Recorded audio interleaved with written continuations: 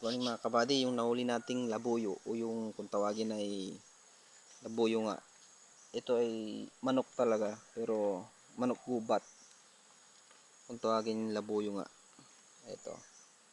Parang pilay pa siya. Ito yung nahuli nating kahapon.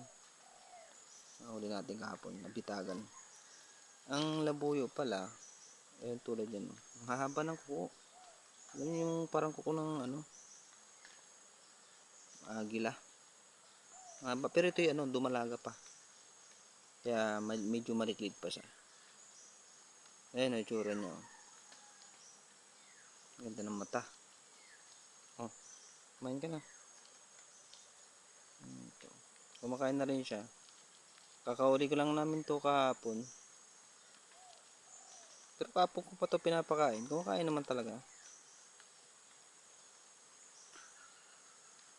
Siguro ito busog na rin to.